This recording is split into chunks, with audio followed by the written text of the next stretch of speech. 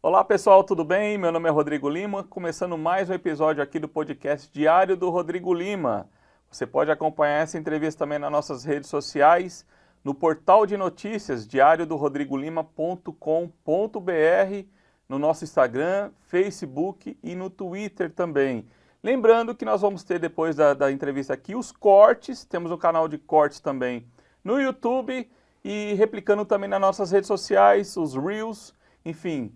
Você vai ficar muito bem informado, porque hoje meu convidado, muita honra em recebê-lo, o Dr. Renato Silva, doutor que é diretor clínico do Hospital de Base e candidato a deputado federal.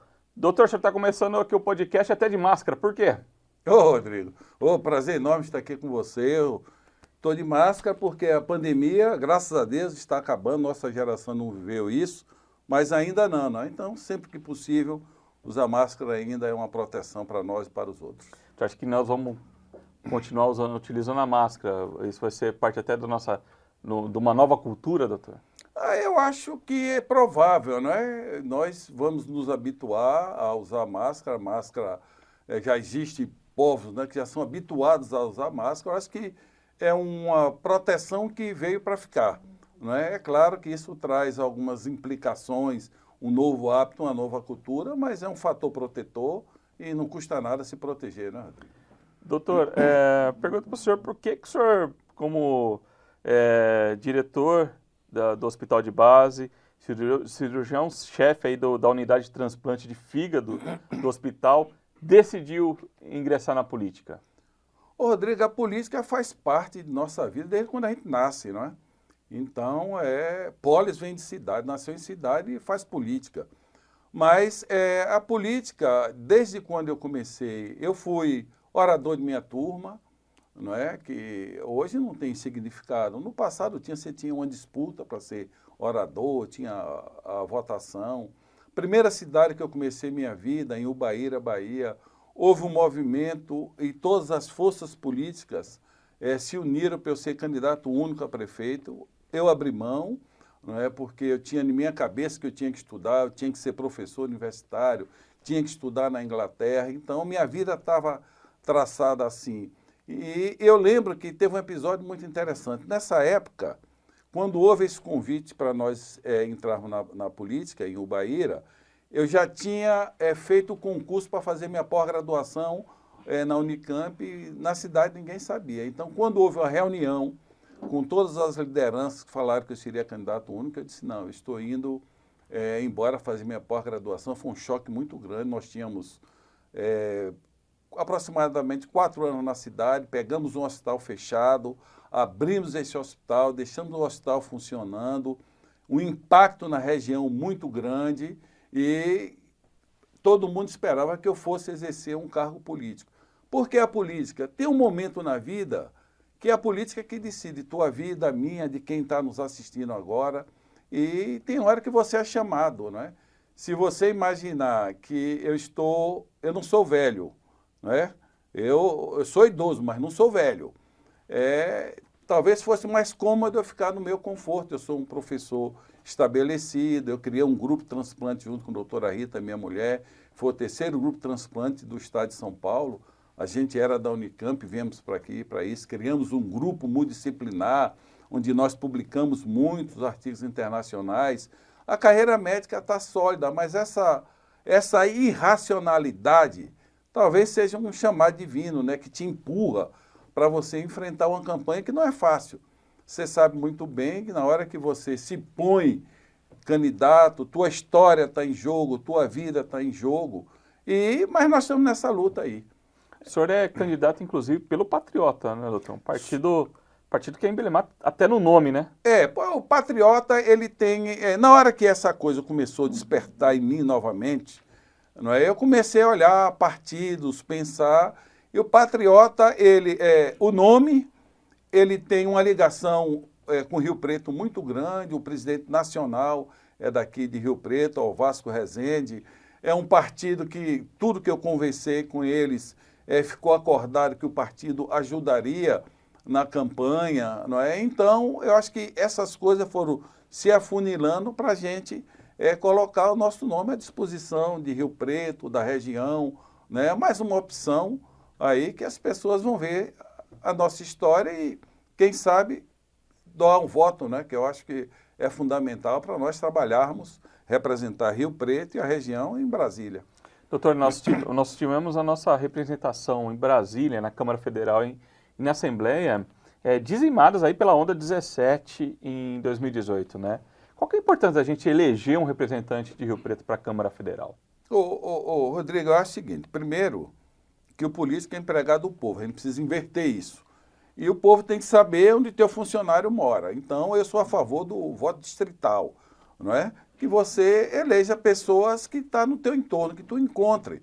Até para quando alguém bater minha porta e eu dizer, olha, isso é impossível, entendeu? Mas o eleitor, ele não pode ficar órfão.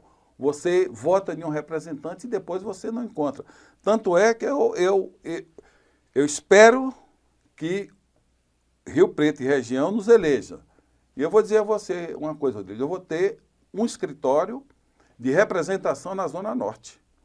Entendeu? Eu vou ter um escritório na Zona Norte. Na região norte de Rio Preto? Na região norte de Rio Preto. Isso ninguém nunca fez, nunca pensou nisso na história política da cidade, viu, doutor? Mas minha história, quando você vê minha história... Aproximação da população Minha mesmo. história é ligada às pessoas, é isso que eu faço a vida toda.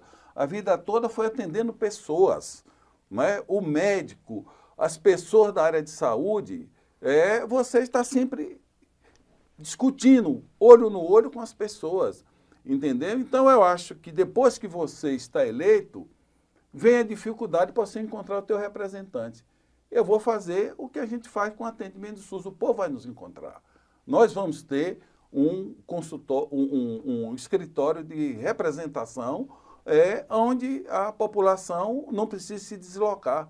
Até tem uma coisa, quando eu imagino Rio Preto hoje, e eu lembro assim do meu estado da Bahia, eu imagino que quem for o próximo prefeito de Rio Preto precisa pensar em uma região administrativa.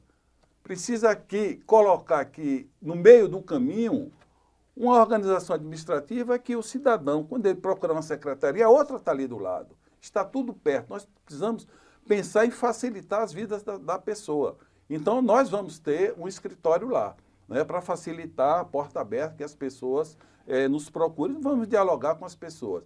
Porque a função pública é isso, eu sou cirurgião. Então, todo mundo que trabalha na saúde quer resultado. Você, quando está diante de um doente, eu tenho que dar aquele doente, se eu não der o tratamento somático do corpo, eu pelo menos tenho que dar um conforto espiritual, atendendo bem, explicando a realidade, as possibilidades. Então, a política é isso, eu acho que a política é uma continuidade do agente da saúde. O senhor vem igual o senhor é baiano, né? A história do senhor de vida é muito bonita também, né, doutor? No começo, lá na sua juventude, o senhor morou onde na Bahia até chegar aqui? Eu sou de Feira de Santana, né? Eu venho de uma família paupérrima. Eu e mais 4 irmãos, nós trabalhávamos na roça com nosso pai, plantando mandioca, milho, olaria, uma vida extremamente difícil. Mas nós sempre entendemos que a vida era uma passagem, entendeu? Então, nós lutamos bastante, nossa mãe, nossa família matriarcal, a mãe e a avó sempre falaram, tem que estudar, menino, tem que estudar, tem que estudar. E nós fomos lutando, todos nós formamos, não é uma coisa simples você imaginar que em 76 uma pessoa paupérrima virasse médico na Bahia. Nós só tínhamos 2 faculdades de medicina. E daí para ser médico, eu trabalhei de tudo. Eu costumo brincar que só não fui guia de cego. O que você falar na vida, eu já fui. Trabalhei em farmácia, vendi bilhete de loteria. A coisa mais difícil do mundo é vender bilhete de loteria. Quando eu vejo uma pessoa vendendo bilhete que me aborda, às vezes eu compro um bilhete que eu sei o que é isso. Entendeu? Vender livro. Então, tudo isso nós fizemos na vida. Nós sempre trabalhamos com muita dificuldade. E um dos objetivos meu é tentar fazer que outro pobre que nasça aqui, para fazer essa trajetória, não sofra tanto. Entendeu? O que nós temos é abrir o caminho. Então, quando eu olho para o meu passado e onde eu cheguei, com muita luta e com muito trabalho, eu penso em deixar essa estrada mais pavimentada. A gente não precisa sofrer tanto. O Estado precisa facilitar. O Estado precisa ter mais equidade, dar mais oportunidade para quem tem menos. Assim o fosso social vai ficando muito maior. Ah, mas a realidade é muito difícil, né, doutor? A gente tem uma diferença social muito grande ainda hoje no país, né? E entre as propostas do senhor, tem a questão de não ter até uma língua, uma segunda língua para as crianças, né? Não apenas o português, né? Como é que é essa proposta do senhor? O senhor acha que ela é viável? Como é que o senhor pretende apresentá-la na Câmara Federal? Fico olhando. Eu, infelizmente, não tenho inteligência para criar a roda. Só é a gente olhar para o mundo. Né? Os países que estão se desenvolvendo têm uma língua universal, que é a língua artística, que é a língua científica, que é o inglês. Existe um dinheiro no mundo todo que está procurando algum lugar para aportar. Esse dinheiro está indo para onde? Para a Índia e para a China. Não é? Então, se você olhar, a Índia, quase metade da população, comparando um brasileiro, fala inglês. A China também. Então, são países que se desenvolvem com tecnologia e o inglês. Existem países que têm 3, 4 línguas oficiais. Não é? Nós temos um país continental que só fala português. Então, isso cria uma dificuldade de fazer com que as pessoas tenham outra oportunidade. Quem fala uma língua, quem fala o inglês, o salário pode aumentar de 50% a 70%. Entendeu? E o que é que ocorre? Quem é que fala inglês no país? São as classes que podem botar teu filho numa escola bilíngue, pode dar um bom curso. E na hora que nós imaginarmos que hoje, pelos dados que eu tenho, só 5% da população brasileira fala fluentemente o inglês, 95% está fora desse mercado. Então, aí é que vem a paixão pela política. Imagine que eu consiga fazer uma emenda constitucional para que o país passe oficialmente a ter uma segunda língua. Em 10 anos a gente inclui mais 95% do cidadão no mercado. Ele vai melhorar a qualidade de vida dele, ele vai poder trabalhar dentro de sua casa com um computador, sem precisar migrar.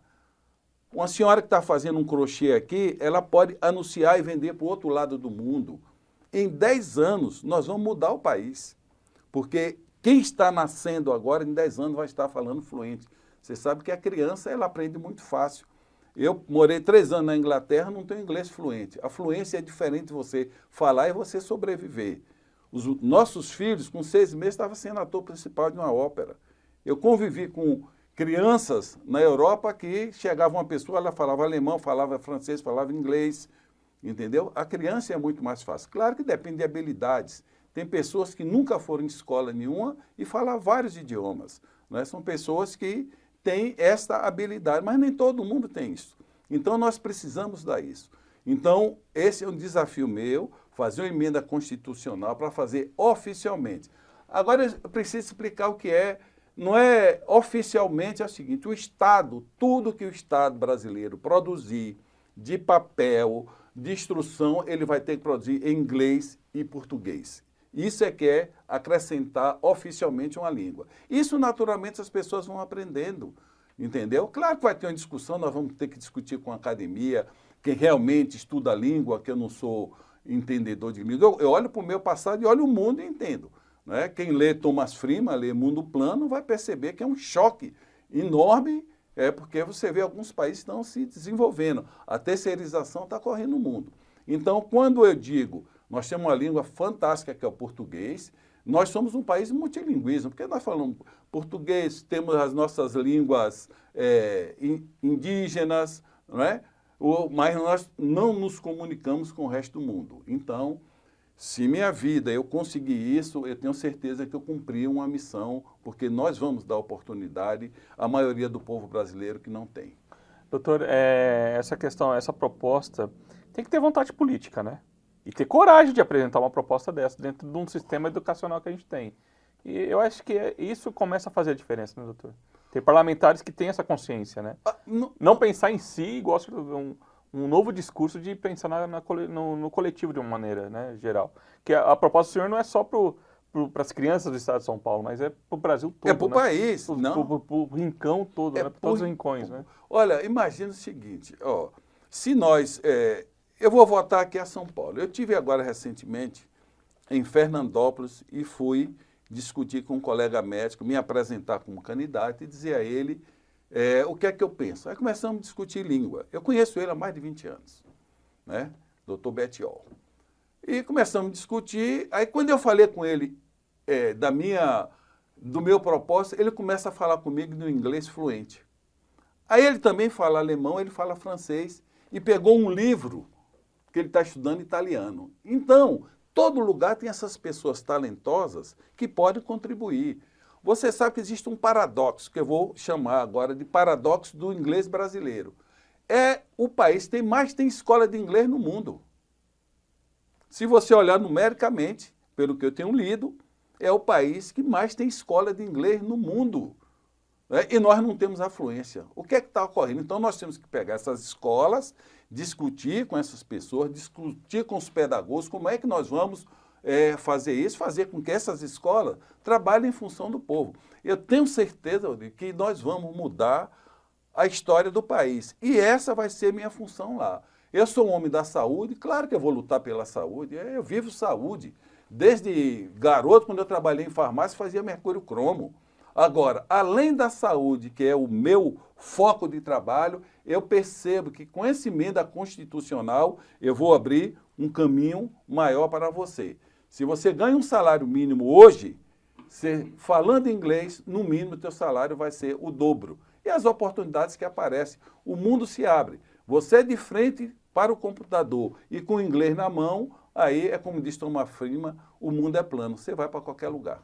Com a tecnologia fica muito mais fácil também da pessoa ter acesso ao conhecimento, né? Não tem... Extremamente fácil, acabou... Não só em relação ao inglês, né? Não, em relação a tudo, eu vou votar medicina. Medicina, no passado a gente... Porque o senhor teve que estudar, quando o senhor fala, o médico hoje tem que saber falar inglês, né? Não, se ele não souber falar inglês, ele está limitado. Se ele não souber ler... E eu vou te contar, voltando a minha história. Quando eu estava em Ubaíra, 4 anos lá, eu e minha mulher, nós conseguimos, tinha uma chácara, uma edícula na praia, vendemos isso e tudo e vim estudar. Quando eu cheguei na Unicamp, é aquelas coisas que alguma força estranha te empurra. Quando eu cheguei na Unicamp, que eu descobri que eu precisava ler inglês para fazer pós-graduação, eu só não votei porque não dava mais para votar. Foi uma grande barreira em minha vida. Tanto é que o primeiro artigo em inglês que eu li de 2 páginas, demorei uma semana, com o dicionário de Michaelis na mão, foi uma felicidade. Entendeu? Então a dificuldade é muito grande, são várias barreiras para você transpor. E quando a gente dá educação, fica mais fácil. Eu tive agora na casa de um paciente que eu transplantei, ele tinha 2 anos. Ele é um moleque muito inteligente e ele é designer. Aí nós estivemos na casa dele, na cidade de Rinópolis, e ele me chama para ver, ele está trabalhando para os Estados Unidos. Aí o que é que ele faz? Ele vai... entra no Google Translate, põe lá o negócio, vai se virando e tal. Então, esse ainda consegue se virar. E os outros? Entendeu? Quantas pessoas que estão aqui trabalhando para fora? Quantas pessoas estão fora trabalhando aqui por causa do inglês? Então, o inglês não é a língua de ninguém, isso que você falou. Tem barreira. Eu tenho amigos que falaram, não, você não vai discutir isso porque vão dizer o que quiser, mas é uma ideia nova, revolucionária, sem nenhuma violência. Doutor, queria também comentar com o senhor a questão da experiência que o senhor teve com a irmã Dulce, que foi uma experiência de vida também com o senhor que o marcou bastante, né? De que forma foi isso? As pessoas que não conhecem o senhor, para conhecer um pouco mais da sua vida, né, nessa questão dessa experiência de vida que o senhor teve. Não, minha vida eu tive pessoas que me marcaram profundamente, né? Antes de conhecer a irmã Dulce, eu tive Ernesto Simões da Silva Freitas Neto, o homem que introduziu a música clássica e o vinho em minha vida. É um homem que falava assim, eu sou ateu, graças a Deus, Renatão. Nunca conheci um homem tão humano. Depois, eu fui morar no Hospital da Irmã Dulce, né? Eu fui para lá estudar. Nossa escola tinha um convênio e eu fui estudar e acabei morando no hospital. Então, lá tinha um esquema que a gente chamava de residência, a gente morava no hospital. E aí você vai conviver com uma pessoa fora da curva, tanto é que virou santa, né? Que te deixa pequenininho com cada gesto. Só para lembrar de uma passagem com ela tinha, eu acho que era sexta-feira, ela pegava um monte de dinheiro e dava. Assim, as pessoas faziam aquela fila, ela dava, não lembro, R$ 5, por exemplo. Aí um dia eu cheguei para ela, mas a senhora fica dando dinheiro, você está vendo aí que tem um... Gente, aí deve ter um bocado de vagabundo. Ela disse, meu filho, como eu posso saber? Se bater minha porta é porque precisa. Então, uma grande lição. Não é? E a outra que foi assim fundamental, quando eu estava morando lá, eu era o mais jovem do grupo e eu estava de plantão, quem me tocasse era eu que ia atender. Eu desço, tem uma ambulância, examino o doente, eu achei que o doente não era grave, o hospital lotado, eu digo, ó, procura outro hospital, que o hospital está lotado. E subo para o quarto e daqui a pouco os mais velhos perceberam aquele andar santo dela, que fazia aquele negócio. Renato, foi o que você fez? Eu digo, eu não fiz nada. Não, a irmã Dulce está subindo aí. A irmã Dulce está subindo. A irmã Dulce aparece, bate na porta. Quem mandou meu doente voltar? Ele foi, irmão, você está lotado, irmão. Ela, vem cá. Me leva num galpão, pega um colchão, põe debaixo da cama e diz, ele fica aqui. Essa é a última porta. Essa porta não pode se fechar. Então, ninguém batia no hospital. Ela tinha uma credibilidade. Ela chegava no final do mês e falava, preciso de 2 milhões para pagar a conta. O povo baiano depositava. Uma credibilidade fantástica. E ela, além de hospital, ela tinha outras obras. A gente viajava com ela para Simões Filhos, onde ela tinha uma fazenda, onde ela pegava os meninos de rua, educava, dava educação, dava uma formação, entendeu? Então, são pessoas que quando você olha para quem você é, com quem você conviveu, você olha, preciso melhorar muito. Isso influenciou quanto na educação do senhor? Olha, isso influenciou, nós somos de uma geração que nós nascemos para servir, né? Nós nascemos para servir. Eu lembro quando nós começamos a vida no interior da Bahia, não tinha SUS, esse grande plano de saúde que todo brasileiro tem que lutar muito, fortalecer para acabar o subfinanciamento. Eu lembro que a gente ganhava pouco, mas às vezes a gente tinha dinheiro para dar para o doente comprar remédio, porque era fundo rural, não tinha nada. O SUS foi uma evolução muito grande. Então, essas pessoas impregnaram nossa alma para servir.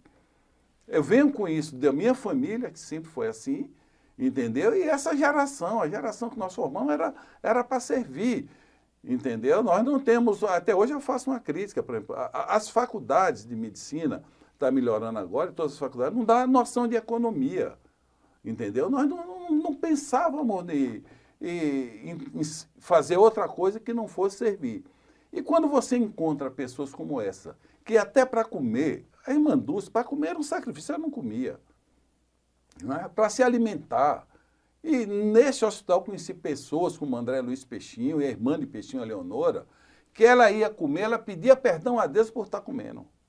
Ela dizia, meu Deus, me perdoe por eu ter isso se alguém está passando fome. Então é nesse caldeirão que você é formado. Aí quando você olha para você e diz, poxa, eu ainda estou muito egoísta. Eu não sei se vai ser nessa encarnação que nós não vamos chegar lá. Eu estou falando de mim, não é? Quem conviveu com essas pessoas. E não é só a caridade. A caridade, o que é a caridade? É doar tudo. Se a pessoa só se doou. Tem uma passagem do filme da Irmã Dulce que ela vai, uma pessoa, ela vai pedir, a pessoa cospe nela, no rosto. Ela diz, tudo bem, isso é para mim, é para o meu pobre, o que é que você vai dar? Entendeu? O que é que você vai dar para o meu pobre? Isso aí não interessa com você. Porque ela teve muita resistência na época. Pegava gente de rua, invadia um local para fazer. O pessoal não entendia o trabalho. Não entendia o trabalho. Não é a grandeza. Nós vivemos em um mundo e nós temos vários níveis de entendimento e de doação, não é? Então, aí, quando você convive com uma pessoa dessa, eu estou atrás, eu mudei muito, Rodrigo. Eu estou atrás de um filme. Eu batizei meu filho, nós batizamos nosso filho mais velho na igreja do Hospital Santo Antônio. E quando nós estamos batizando, ela entra no hospital e pega meu filho na mão. Ela pega meu filho mais velho, Ângelo, na mão. E eu tenho um colega filmando, era Super 8, né? Então, quando você encontra essas pessoas, você vê que você precisa evoluir muito, né? Doutor, o senhor falou do SUS. O que representou o SUS na pandemia? As pessoas, o senhor como médico, diretor clínico do Hospital de Base de Rio Preto, um dos maiores hospitais do país, as pessoas não têm noção, né, do que é o SUS na vida da população, né? Não tem. Fica olhando. Há uma promessa de renovação, inclusive, dos candidatos, muitos candidatos propondo aí o reajuste da tabela SUS, que é uma outra necessidade também, né, doutor? Ó, em linhas gerais, o SUS tem 20 anos sem aumento, em linhas gerais. Tem aumentos pontuais em algumas áreas, né? Mas voltando lá à minha história, eu e minha mulher, nós começamos a vida em Ubaíra, era fundo rural. Fundo rural tinha uma palavra chamada de indigente. Era aquela pessoa que não tinha direito nenhum. Aí veio a Constituição Cidadã e disse, não, é universal, é integral, é equidade, todo mundo tem direito. Então, antes daí, quando você tinha o fundo rural, você não tinha assistência nenhuma. Hoje você tem um amparo constitucional e você tem esse plano de saúde que é fundamental. Precisa melhorar muito, precisa de financiamento, precisa de resolutividade, não é? Nós precisamos resolver e, principalmente, embora eu trabalhe com alta complexidade, com transplante, mas nós precisamos atenção básica. Muito dinheiro na atenção básica para a gente tratar hipertensão, obesidade, diabetes, porque quando nós não tratamos, nós não diagnosticamos o câncer precoce, o tratamento fica muito mais difícil e muito mais caro. Então, nós precisamos da atenção básica. E nós precisamos investir no SUS. A população brasileira, eu tenho duas teorias. Primeiro, ele devia tirar 10% do amor que ele tem no futebol e botar na política. E também no sistema público de saúde. Ele tem que exigir. Ele tem que exigir que se arrume mais dinheiro para o SUS, que ela não pode ser subfinanciada, que não gaste R$4 por dia para nos tratar. E o que é mais importante, nós estamos ficando velhos, a população está envelhecendo. Quanto mais nós envelhecemos, tem doentes que ficam assim, eu digo, você vai ter câncer. Você vai envelhecer muito e vai ter uma doença. Agora que nós precisamos fazer esse diagnóstico precoce para tratar você. E isso custa caro. A medicina, eu acho que é a única parte da ciência que quando você agrega uma tecnologia, ela vai ficando mais cara. Entendeu? Então precisa investir. Eu acho que o Estado precisa cuidar, basicamente saúde, cuidar da educação, entendeu? E com isso aí nós vamos dar um salto de qualidade. E quando você investe na profilaxia, na integralidade, que ou seja, eu tenho que fazer diagnóstico precoce, prevenção e tratamento, o custo fica mais barato. Não é? É sempre mais barato você prevenir a doença. E nós precisamos atuar aí. Doutor, quando o transplante entrou de fígado, né, que o senhor é especialista, entrou na vida do senhor? Quando que o senhor percebeu que isso era o que o senhor queria fazer? Boa pergunta. Olha, imagina o seguinte, meu pai, nós fomos criados na roça. E aí você procura explicar... O senhor se refere bastante... Vem muito na memória isso. Eu também fui criado em sítio. O senhor foi criado em sítio como menino. O sítio do senhor já era muito diferente do sítio que eu acho que eu frequentava com meus avós. Lembra? É muita saudade, né, doutor? Total. Era uma vida difícil, mas vida ela... difícil, saudável. Saudável. Criança não tem hoje, né? Subir Fruta na no mangueira, pé. subir na mangueira, no caju... Aquele negócio lúdico, esse cajueiro aqui é meu, viu, meu irmão? O teu é aquele e tal. Então, essa é fantasia, um mundo fantástico, conviver. E meu pai é assim, ele pegava e fazia enxerto, não é? Então, ele pegava uma laranja, um limão, botava aqui, enxertava um pedaço do limão, então você tinha uma árvore que você colhia limão e laranja. Aquilo eu não conseguia imaginar. Ele falava, isso é enxertia, meu filho, enxertia. Isso fica na minha memória, mas eu não sei. Quando nós decidimos sair de Ubaíra para fazer pós-graduação, eu vim com outro plano. Eu vim com um plano de estudar uma coisa que nós chamamos de refluxo enterogástrico, ou seja, o líquido do estômago irrita o esôfago e tal. Mas quando eu chego na Unicamp, quando você olha para a tua vida, para trás, muita gente te ajudou na vida. Eu estou falando, eu tenho tanto débito que para pagar quem me ajudou na vida, eu preciso viver uns 500 anos. E eu estou lá na Unicamp, né, fazendo a pós-graduação, a secretária, Vera, chegou para mim e disse assim, olha, o professor Leonardo está com um plano especial aí, mas é muito secreto. Eu digo, vou descobrir. Então ela vai e descobre. Aí cheguei para ele está vivo, saudável, meu mestre, professor Luiz Sérgio Leonardo. Aí eu cheguei, aí eu fui depois descobrir, era começando um transplante experimental em cão. Né? Aí, isso quando, doutor? Isso foi quando eu cheguei em 89. 89 nós chegamos na Unicamp. Aí eu cheguei, falei com ele era assim, ele sempre parecia um homem muito brabo e pesado, mas um homem de um coração. Aí ele chega e fala, professor, eu estou sabendo lá que o senhor está começando transplante. Posso assistir? Vai lá, quarta-feira. Fui o primeiro a chegar. Aí comecei a entrar um grupo muito complexo, estudando, comecei a entrar no grupo e participando, a gente operava, cão morreu. O primeiro que sobreviveu, aí ele, precisa alguém fazer o pós-operatório agora, pós-operatório agora, não, digo eu. Pronto, aí comecei, fiz minha tese em transplante, estudei uma técnica sobre a orientação dele, que chama split liver, ou seja, você pegar um fígado e dividir para 2 enxertos. Aí, 2 anos depois, eu fui para a Inglaterra fazer o doutorado. Então, eu fiquei de 89 a 91, 91 fui para a Inglaterra, voltamos em 94. Aí, eu vou te contar, igual, o transplante, no dia que a sociedade funcionar como funciona o transplante, a caridade ampla, a doação sem cor, sem preconceito, sem fator econômico, nós temos que imaginar que o sistema brasileiro tem que funcionar como funciona o transplante. Você entra em uma fila, tu vai ganhar um número lá e a gravidade. Não vai ter o fator econômico para decidir se você vai transplantar ou não. Isso é o máximo de tratamento. Isso é o máximo. E isso nós temos que pegar esse aprendizado do transplante e colocar em todas as outras opções. Por exemplo, nós temos um hospital de base, que é o segundo maior hospital universitário do estado de São Paulo. 1.100 leitos. O hospital de base faz, acho que 70 cirurgias ortopédicas por dia. É um volume monstro. Mas tem muita gente precisando de cirurgia ortopédica. E como é que nós vamos resolver isso? Como é que nós vamos identificar o que está mais grave, o que está mais doente? Então, e no transplante nós temos uma fila. E essa fila tem que entrar também nas outras especialidades, né? De gravidade, de temporalidade. Então, eu acho que nós temos, o sistema de transplante é um exemplo, acima de tudo, de igualdade. Para nós, de humildade, porque o transplante, ele é complexo e ele é importante, mas ele só funciona por causa da caridade e da sociedade. Não depende de nós. Nós não somos bacanões. Nós, que eu digo, é a equipe toda, dentista, enfermeiro, psicólogo. Nós nos reunimos toda sexta-feira há 27 anos, de meio-dia às 2, para discutir o doente, a gravidade, falar a realidade para o doente.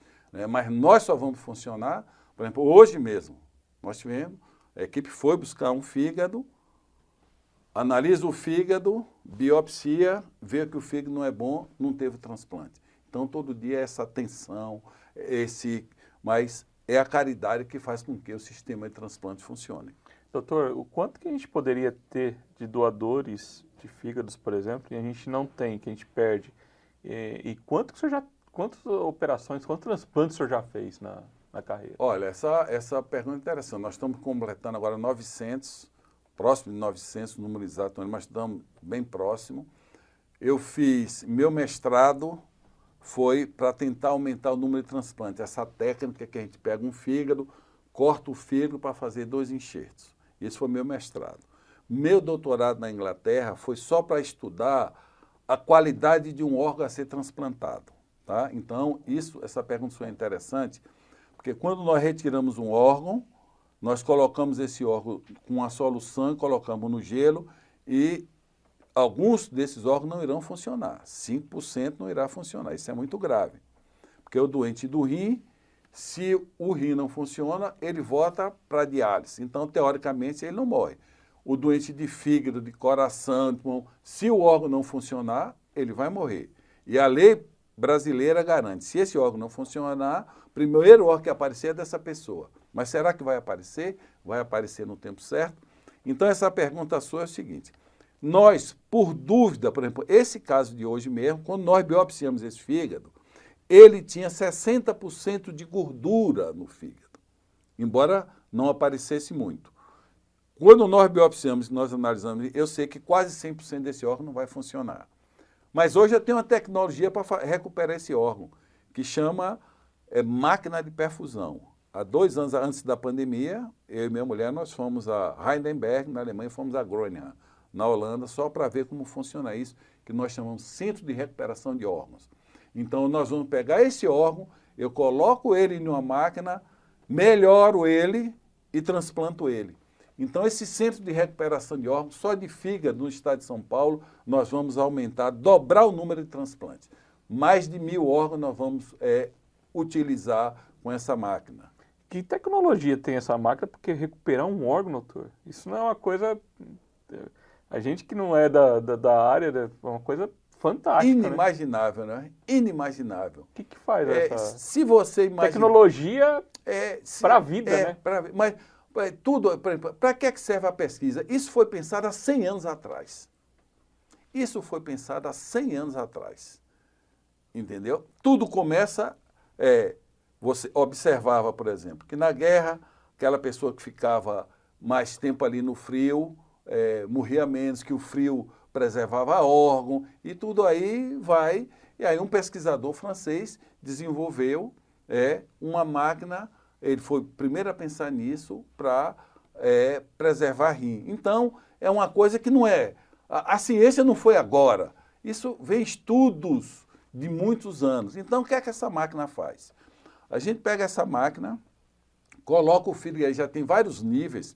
Tem uma máquina que eu posso nem gelar o órgão, eu pego o órgão, já ponho na máquina e ponho o sangue circulando ali. Aí eu vou estudar a função, eu vou ver enzimas, eu vou ver gases, eu vou ver glicose, eu vou ver se está produzindo bile. Eu digo, o órgão está bom, o órgão está funcionando.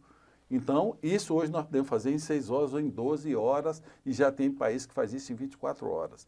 Então, eu vou ter uma segurança maior para transplantar esse órgão que eu estou em dúvida e vou dar chance ao paciente. Entendeu? Então, isso é uma ideia também para o Brasil. Eu tenho uma cabeça macro, não é? Então, a gente pensa Rio Preto, região, São Paulo, Brasil. Tá? Então, a minha ideia é que nós teremos, eu como deputado vou trabalhar para isso, que a gente tenha centro de recuperação de órgãos aqui em São Paulo, uns 2 ou 3, Ceará tem, que é um grande centro transplantador, Pernambuco, Rio Grande do Sul, onde tem centro de transplante, nós vamos apresentar isso, mostrar ao Ministério quanto isso vai beneficiar, porque o que acontece, a coisa mais triste do mundo, quando a gente tem um doente muito grave de fígado, a gente gasta muito dinheiro para trazer esse doente até o transplante. Esse doente vomita sangue, vai para a UTI, gasta uma nota. Esse doente tem água na barriga, ascite, infecta, vai para a UTI. E nós vamos segurando ali na ponta da valha para transplantar esse doente. E não é incomum a gente ligar para o doente, dizer, olha, apareceu o órgão. Olha, infelizmente, morreu. Tá? Então, qual o tempo médio que demora, doutor, do transplante que uma pessoa espera na fila hoje? Depende da gravidade. Nós temos, como é o transplante? Tinha uma época aqui no Brasil que era lista de espera. Você estava doente, eu colocava lá, Renato Silva está doente, o grupo sanguíneo dele é O, ele entrava aqui, ele só ia ser transplantado quando chegasse a vez dele. Tá? Então, hoje nós temos um fator de gravidade chamado MELD. Então, é um score internacional. Eu sei que o doente que tem um MELD 35, ele tem uma chance de morrer em 2 meses, estatisticamente. O outro que tem 15, não. Então, a lei brasileira diz que o fígado vai para esse aqui, tem mais chance de morrer. Tá? Então, o órgão é distribuído pela gravidade. Se nós tivermos mais órgãos, o que é que vai acontecer? Nós vamos operar mais doentes com menos gravidade. Porque quando a gente opera um doente desse muito grave, ele fica mais tempo na UTI. Às vezes ele não sai do respirador, tem que fazer traqueostomia. A maioria tem insuficiência renal, vai para diálise. É um custo muito grande do nosso querido e amado SUS, que é nosso, é dinheiro nosso. Tá? Então, se eu identifico que o doente precisa de transplante e eu tenho a chance de transplantá-lo dentro da gravidade menos grave, o resultado vai ser melhor. Então, por isso que a oferta de órgão. E tem outra coisa, Rodrigo, que essa lição de vida que o transplante dá, existe uma linha de pesquisa chamada xenotransplante, transplante entre espécies diferentes, que nós vamos pegar um porco, fazer ele geneticamente modificado, ele vai ser teu porco-irmão, vai ficar no biotério, se você precisar, vai sacrificar o porco, vai botar os órgãos do porco em você, coração, fígado, pulmão, e aí vai mostrar, vai ser um tapa de luva em nós, humanos, metidos e orgulhosos. Vai mostrar que nós somos iguais a um animal, igual a um porco. Então, olha que lição Isso nós estamos falando em quanto tempo?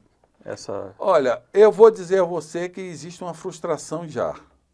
Já era para estar, isso geneticamente hoje já está se fazendo pouco modificado para ter menos rejeição, mas tem uma grande preocupação, e aqui no Brasil o professor Silvano Raia está estudando bastante isso. Qual é a preocupação? É zoonose, é você trazer um fungo, um vírus lá do animal, por isso que está se tentando fazer. Ainda mais nessa nossa coronavírus. Coronavírus, ebola. Então, hoje eu acho que é a principal barreira é a gente vencer, criar esse animal em laboratório que não seja capaz de ter como nós tivemos agora. Essa é a grande barreira. Quando eu cheguei na Inglaterra, eu lembro que eu entrei no laboratório, tinha escrito lá, Tom Stasio, que é o pai do transplante de fígado, ele falava assim, que em 5 anos nós já estávamos fazendo transplante com órgão modificado. Ou seja, isso tem quanto? Foi 91. Foi uma previsão que não... Não. Esse homem foi o homem que dedicou a vida dele ao transplante. Ele pegou o transplante do animal e trouxe para o ser humano. Doutor, nossa legislação em relação ao transplante, o senhor acha que como deputado federal, a gente tem como fazer algum ajuste para chegar mais rápido, para salvar mais vidas? Não, a nossa legislação é boa. Não é? O que a gente precisa é aumentar a oferta de órgãos, a gente precisa que mais estados façam transplante, porque o que ocorre é o seguinte, se nós não temos um estado fazendo transplante, a população não vai entender o que é doação. Você precisa pegar em pessoas transplantadas, conhecer pessoas que estão com a vida normal. E isso faz com que aumente a doação. Já teve discussão aqui na época de Fernando Henrique Cardoso, recentemente levantaram novamente, de obrigar as pessoas a serem doadores, botar no documento. Nós somos completamente contra isso. A doação é uma caridade que depende da família e do consenso. Se alguém na família não doar, esse órgão não será retirado. Já tivemos alguns dissabores assim, e está indo com o corpo para o centro cirúrgico para tirar, e uma filha, um dia eu conversei com minha mãe, ela não queria ser doadora. Então é fundamental discutir na família, não é? Discutir na família se a pessoa quer ser doadora ou não, se por acaso vier a falecer e tiver as condições de ser doador. Doutor, a gente vê um sistema que tem, até o próprio Hospital de Base adotou, que é a questão do modelo misto, né? O senhor defende essa ideia, essa proposta? Como é que o senhor avalia essa questão da administração mista de uma unidade de saúde? Imagina o seguinte, nós temos um problema de subfinanciamento. Lá eu vou lutar muito com essa frente parlamentar, se tem uma frente parlamentar da saúde. Nós não temos subfinanciamento. Aqui você tem o SUS, por exemplo, a Hospital de Base, 80% é SUS, 20% saúde complementar. Esse dinheiro da saúde complementar ajuda também o SUS. Tem outra deficiência aqui que nós vamos precisar discutir com muita ativismo dentro do Congresso. O doente, os grandes planos de saúde não repassa para o SUS o que deveria repassar. Ou seja, se eu atendo alguém, alguém tem plano de saúde, tem uma lei brasileira, que eu não lembro o número agora, que o plano teria que ressarcir o SUS. Por exemplo, a alta complexidade o SUS não paga. Se dependesse, a saúde suplementar não paga. Se dependesse de convênio para fazer transplante, estava todo mundo morto. Tá? Então, claro que a saúde suplementar ajuda também a desafogar o SUS, mas é preciso que esse dinheiro que o plano de saúde utiliza do SUS, ele precisa ressarcir. Agora, esse hospital modelo misto, eu vejo como uma coisa imediata de ajudar o crescimento do SUS. O que é que eu imagino? Como eu falei aqui antes, eu comecei a minha vida, eu e minha mulher, num hospital que estava fechado, nós abrimos esse hospital. Não é? Então, nós precisamos ter um hospital que tenha as especialidades básicas para resolver 90% da saúde das pessoas. Ginecologia, obstetrícia, cuidar da mulher para evitar câncer de mama, câncer de colo de útero, a criança, quando tem sua desidratação, tem uma porta aberta imediata, o ortopedista para resolver as fraturas, o cirurgião geral que resolve 90% e o anestesista. Quando o nosso modelo de SUS foi copiado da Inglaterra, né? Então, na Inglaterra, você tem essas carreiras que são do Estado, o Estado te paga, você vai trabalhar aqui, tá? Claro que quando eu chegar a 65 anos, 70 anos, eu vou ter minha seguridade social, tá? Então, precisa ter esses hospitais com essas equipes fixas para a população ter sempre uma porta aberta para bater. Quem tem a saúde suplementar vai utilizar, quem tem o SUS também vai utilizar. E um ajuda o outro e você vai ter um atendimento. O que é que eu imagino? Se nós copiarmos o hospital de base, esse modelo e distribuirmos no estado por região, ele não precisa ficar em uma cidade qualquer, ele precisa ficar no entroncamento, que aquelas cidades derivem para ali. E esse é o modelo que a Inglaterra tem. A Inglaterra é financiada pelo governo, mas também pode ter um atendimento privado, e o que nós copiamos é o modelo SUS, vem do sistema inglês. Mas tem um ponto, doutor, que eu queria esclarecer com o senhor. Se o SUS se fortalecer demais, se tornar uma potência que já mas com muito mais qualidade, não pode o pessoal do privado, do cara que paga o plano, querer migrar para o SUS e aqui faltar recursos aqui também, da iniciativa privada? Migrou agora quase 4 milhões, deixaram o plano de saúde. Justamente. Isso sim. Enche o SUS. Se nós tivermos uma seguridade social muito boa, tu deixa de pagar plano, aumenta a tua renda, não é? Isso aí ninguém vai reclamar. A iniciativa privada sempre vai ter teu espaço. Quando você entra no hospital de base, você vai utilizar todos os recursos que tem lá, seja você da saúde suplementar ou seja você do SUS. É muito humanizado. Você entrou ali, você vai ter tudo isso. Agora, claro, se você quer, eu vou levar para a hotelaria, ao invés do Ibis, né? Que é um hotel que tu chega no mundo todo, é como se fosse McDonald's. Agora eu não quero Ibis, eu quero Copacabana Palace. Aí tu vai pagar por isso, tu vai pagar pela hotelaria. Sempre vai ter Sempre vai ter isso, sempre vai existir isso. Eu quero hotelaria. Então tá bom, você vai ter hotelaria, vai custar mais caro, entendeu? Mas o que eu necessito para eu sobreviver, o Estado tem que dar.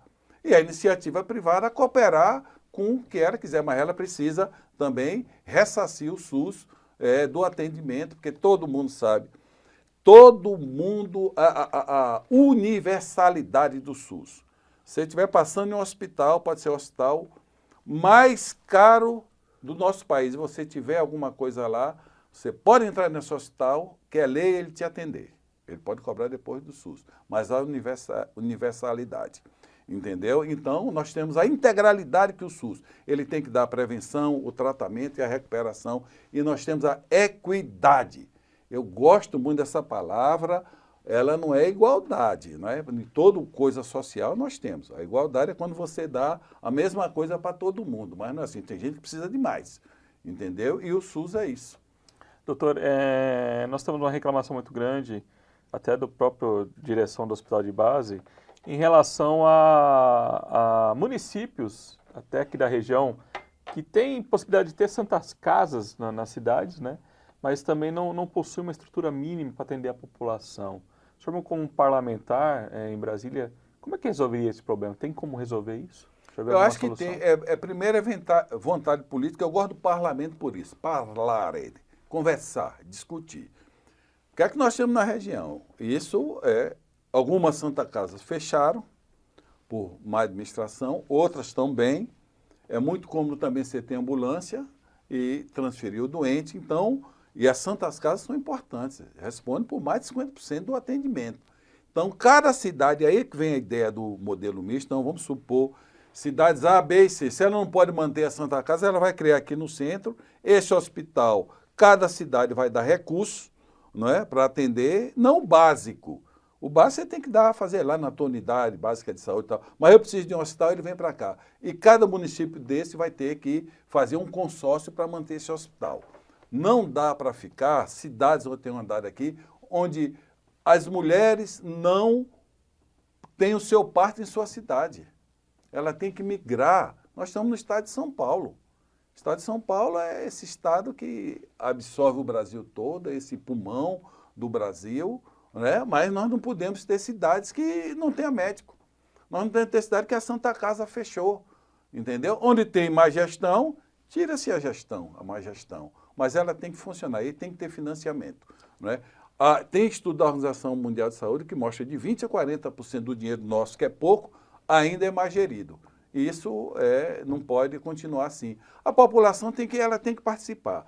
Porque tem uma coisa, todo mundo gosta de resolver, senta aqui, resolve, queixa, reclama, mas não participa da política, não vai lá participar dos clubes de serviço, entendeu? Sentar na poltrona e reclamar não resolve nada. Doutor, quais são as principais demandas da região de Rio Preto que o senhor percebe conversando com os prefeitos, com as pessoas? Saúde. É impressionante, é impressionante. Você chega no estado de São Paulo, qualquer cidade você vai no estado de São Paulo, tem faculdade, tem curso de inglês, mas a saúde, olha, tem dia que eu abro o meu telefone, são pedidos de cortar o coração. Né? Então, a saúde é o principal problema. O que o senhor recebe de pedido, doutor? Bem pedido de tudo. Ó. As pessoas, eu entendo que as pessoas no desespero, elas pedem tudo. Né? Pede a cirurgia, pede para isso, pede aquilo. Você tem que ligar, dar satisfação, explicar como são as coisas. Não é? Então, é desespero. As pessoas estão doentes e tem que ver que tem hospital, que tem saúde. Eu acho que nós precisamos ter mais porta aberta, como dizia a irmã Dulce. Mais porta aberta para atender essas pessoas no momento de desespero. Porque esse momento de fragilidade, né? As pessoas estão no desespero e aí acha que pode ter milagres, né? Então, é preciso que nossa região precisa ter um acordo de saúde para funcionar. Igual o sistema inglês. Você vai, como é desenhado o nosso, você vai para a atenção básica, aí você tem o chamado GP, o General Practitioner, né? Ele precisa mandar para o hospital, ele vai mandar para o hospital. Aqui não resolve. Isso aqui não resolve, vai mandar. Agora, o hospital de base hoje já tem 1.100 leitos. Ele pode botar 5.000 leitos que não dá. Vai ter demanda. Agora, claro que o hospital de base agora ganhou essa concorrência no hospital da Zona Norte, vai desafogar um pouco, né? E é bom, que é um orgulho. Quase 3 décadas que eu estou nesse hospital, só vejo ele melhorar, uma grande administração, entendeu? Que pensa no futuro, é um hospital que dá orgulho. Todos os professores que eu trago aqui, eu corro o hospital de cima a baixo. Mostro a eles. Não é? Há uns 3 anos aqui eu trouxe um americano, ele foi do 8º andar, um professor da Universidade de Miami, ele disse, eu conheço vários hospitais do Brasil, esse é um dos melhores hospitais que eu já conheci. Entendeu? Então, isso é um orgulho muito grande. Então, nós temos que replicar esse modelo. O modelo é aquele negócio que eu falei. A roda está inventada, minha gente. É aquele negócio que eu digo sempre. Não vamos cometer erros novos. Erros velhos, não. Né? Cometer erros velhos é duro. Doutor, o que o senhor faz para se divertir? Tem tempo para ter algum hobby? Além da leitura não vale, hein, doutor? Leitura não. A leitura algum esporte, alguma coisa que o senhor gosta de fazer. A leitura médica é obrigação. Fora isso, no meu Criado Mudo eu tenho uns 4, 5, 6 livros que, dependendo do dia, do momento, tem hora que eu olho o quarto de despejo e digo, esse não dá para ler agora. Diário de uma Favelada, esse não dá. Eu tenho Decameron, tenho Aristóteles, que eu estou revendo, revisitando. E eu pratico golfe. Né? Eu sempre joguei, eu nunca fui um grande esportista, né? Mas eu sempre fui aquele final de semana. Então, de esporte eu joguei tudo. A única coisa que eu não percebia, não tive a sensibilidade de perceber, quando era jovem eu não gostava, era o basquete. Então eu não gostava, algumas vezes... Mas o senhor tem altura para jogar? Eu tenho altura, mas não gostei. Não gostava daquele negócio. E futebol? Futebol bom baiano? Futebol, eu fui um zagueirão elegante. Fui um zagueirão elegante. Eu joguei até a 2ª divisão. É mesmo? Que time que o senhor jogou? Eu joguei no Fluminense, joguei de São Paulo. Fluminense de Feira de Santana? Feira de Santana, eu sou de Feira de Santana. Foi campeão uma vez só, em 1964. Merrinho, Sapatão. O senhor tava eu não lá? Joguei com ele, não. Não, mas o senhor era torcedor. Lá. O diretor era na rua da casa de minha Qual que é o melhor Fluminense? Fluminense de Feira de Santana ou Fluminense do Rio? Eu Touro do Sertão. É o Fluminense Feira de Quem fala Santana. é o Feira de Santana. Mas eu digo isso, eu era útil, eu era útil, eu era um zagueiro útil, mas tinha uma deficiência, era a cabeça. Naquela época, você é jovem, naquela época tinha aquelas bolas com aqueles gomos de couro, aquele capotão, e aí eu já pensava em ser médico, dizia, não, esse negócio não faz bem. Então, quando eu subia para cabecear, eu não era eficiente na cabeça. Então, eu joguei futebol. O zagueiro não podia ter medo de cabecear a Não, bola. não podia, era a minha deficiência. Logo aí eu já vi que eu não tinha futuro. Entendeu? Então, eu joguei futebol, eu joguei tênis, eu joguei vôlei. E depois, agora no final, vim conhecer o golfe, que é um esporte. E mais, o Brasil, você sabe que tem vários tipos de inteligência. Uma das inteligências é a inteligência corporal. E ninguém tem inteligência corporal mais do que o brasileiro. E nós estamos perdendo no futebol, porque nós, com esse assassino de vira-lata, fomos copiar a Europa. Hoje nós temos uma criatividade de jogador. Hoje não pode driblar mais, é falta de respeito driblar. Não pode driblar.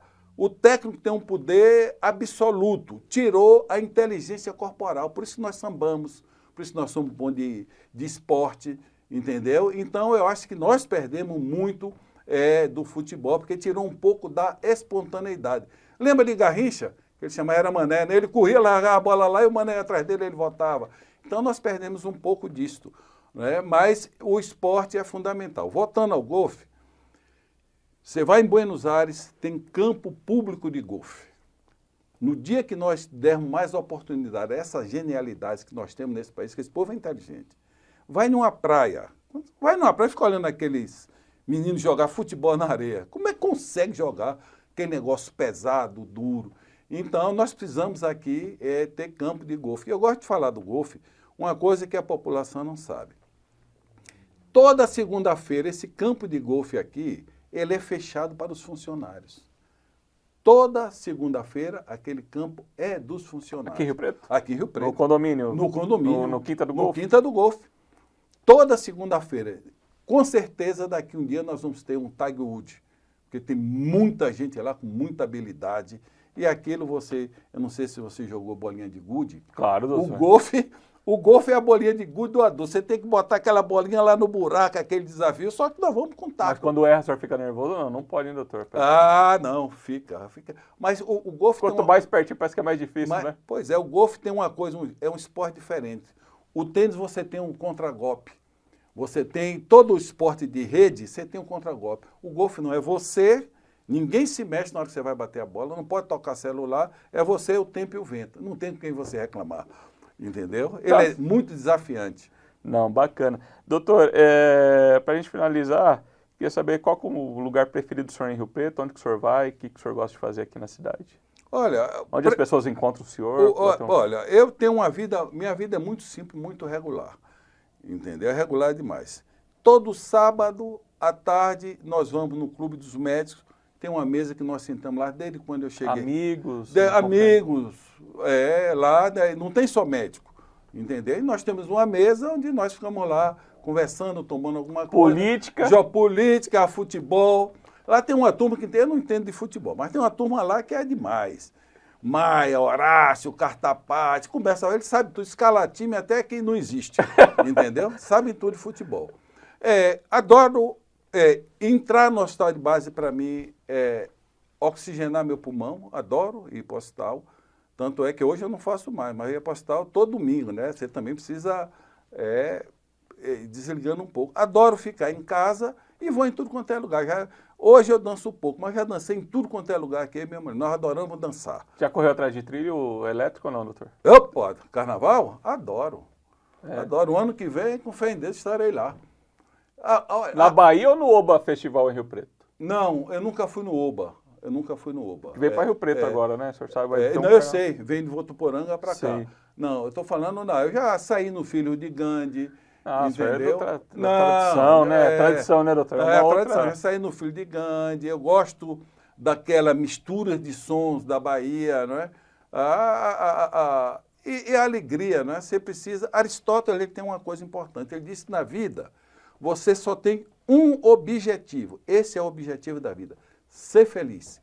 Nós temos que buscar a felicidade, mesmo na adversidade, e como dizia Lulu Santos, a vida vem onda. Na hora está lá outra hora está aqui. Mas a vida, se você tem música, uma coisa sacra, eu brinco com as alunas, eu falo sempre para os alunos, né, que eu tenho uma filosofia de corredor. Tem 3 coisas que você tem que gostar na vida: música, de sorvete e do mar. Elas se perguntam por quê? Eu digo, porque o mar é um mistério. Você está em frente do mar, aquela onda, aquele negócio, você não precisa nem mergulhar, mas você fica feliz. A música é o sacro. Você não precisa entender russo para gostar de uma música. Te toca a tua alma, né? E tem música que, quando você está triste, eu também ouço, você entristece mais, mas aquilo é legal. Essa tristeza, o mundo está ficando assim chato, todo mundo tem que ficar. A tristeza faz parte da vida, minha gente. É nesse momento de tristeza que você faz reflexões profundas. E aí eu posso até ousar aqui dizer que eu sou um poeta bissexto. Eu escrevo. Um dia ainda vou publicar, não sei se ninguém vai ler, mas ainda vou publicar as coisas que por exemplo, eu tenho dialogado, eu dialogo há muito tempo com a morte. Eu escrevo sobre morte, eu escrevo sobre a vida. Então, a música te dá isso, te dá alegria, te dá uma tristeza interessante. E o sorvete é o que te liga à tenra-idade. Você nunca vê ninguém tomando sorvete triste. Entendeu? Todo mundo está ali feliz, tomando sorvetinho. Então, sorvete e nem comendo chocolate também, doutor. Comendo chocolate triste também ninguém. Não, chocolate é um alimento completo, não é? Chocolate é um alimento completo. Eu como chocolate, mas não como tanto chocolate assim. Entendeu? Porque o chocolate, ele tem, eu sou enxaquecoso hoje muito menos, mas às vezes desencadeia enxaqueca e isso me limitou um pouco, mas eu gosto de chocolate. Mas o sorvete eu não abro mão. Que sabor? Hein? Que sabor de sorvete? Se eu estiver na Bahia, frutas, eu prefiro frutas. Ontem mesmo teve um episódio interessante. Ontem à noite nós fomos em Onda Verde. Eu fui conversar com um grupo e quando eu saio, aí uma pessoa disse, olha, tem uma pessoa que quer ver que ela tem uma sorveteria aqui e ela quer lhe dar um abraço. Eu digo, oh, meu Deus, 2 coisas sagradas, um abraço e um sorvete. Chego lá na sorveteria dela, tomei um sorvete de maracujá 2 vezes, foi um encontro muito fantástico, tratamos do pai dela. E aí tem uma coisa que toca o coração. Ela fala o seguinte, que aí conversamos sobre o pai, desfecho. Ela disse, mas uma coisa que marcou muito, doutor, é o amor que sua equipe trata as pessoas. Então, nessas andanças, a gente se encontra com essas felicidades. Tá certo, ó, a gente vai concluir aqui com o doutor emocionado aí com isso, né, doutor? As pessoas, né? Agradeço muito a presença do senhor aqui, que o senhor tenha sucesso na sua empreitada, doutor. Diz que o homem, enquanto o homem faz planos, Deus ir. Ele vai decidir junto com o povo de Rio Preto e região. Paz e saúde a todos. Legal. Pessoal, obrigado por você que acompanhou a gente até agora no podcast aqui do Diário do Rodrigo Lima. Passou muito rápido esse bate-papo com o Dr. Renato Silva, candidato a deputado federal pelo Patriota aqui de Rio Preto. Você pode assistir esse programa nas nossas plataformas digitais e convido você também para acessar a reportagem que a gente vai estar divulgando também no portal de notícias diariodorrodrigolima.com.br. Fica aqui meu agradecimento e você sabe, jornalismo aqui tem lado seu. Até a próxima, pessoal!